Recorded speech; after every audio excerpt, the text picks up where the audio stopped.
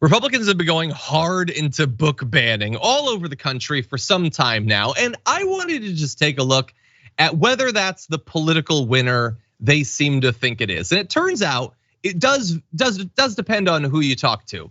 So YouGov polled 1,000 Americans, and the majority of Republican respondents, 58%, said that there is a time and place for public school classrooms or school libraries to ban books and novels, but other segments of the American public not exactly so hot on it. By the way, only 26% of Republicans say no. These people who have not gone a day the last 10 years without saying that they're against cancel culture, they're against censorship, they're for free speech, they're for small government, all these things that all point in the same exact direction of keep your hands off our hardcovers. Only 1 in 4 say let them have books. Independents, 40% think that there's a time for the bannings. Even 34% of Democrats think that there is. So that's all fine and dandy. But when you break it down to under what circumstances, I find that far more interesting. So you're probably not surprised that depictions of sex or sexually explicit content is the most likely to generate opposition, with 67% of Republicans support banning in that case. I would question, what's the depiction? How sexually explicit? What do these words actually mean? I bet we would draw that line at a different place.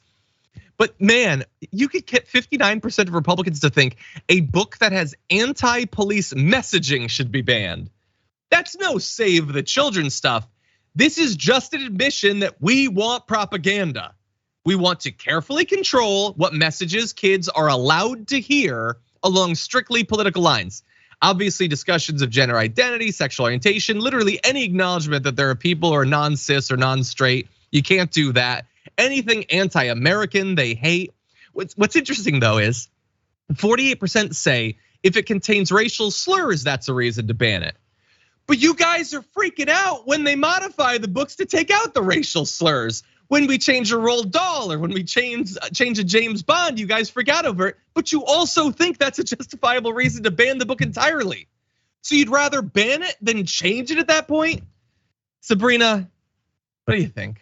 They do realize that if they actually go by this harsh criteria, the Bible would be banned. Yes. Their favorite book, the good book, would be banned. That book goes kind of hard on a lot of these themes. Violence, yeah. And of course they'll make an exception for the Bible. Of course they will. But yeah, when it comes to stuff like you said, the slurs, they're just thinking of books like To Kill a Mockingbird. They're like, how can we ban this? It's not necessarily sexual or anything, but slurs. Yeah, they're just trying to find any excuse they can to ban the specific books they want to, because it's not about like taking care of the children. It's about just controlling the narrative. They want a very, very specific type of education for all of the children. And yeah, 100%. Not cool. Yeah, I totally agree.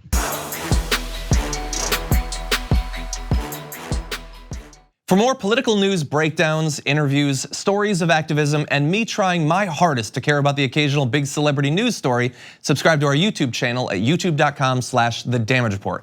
And you can ring the bell wherever it is so you don't miss anything.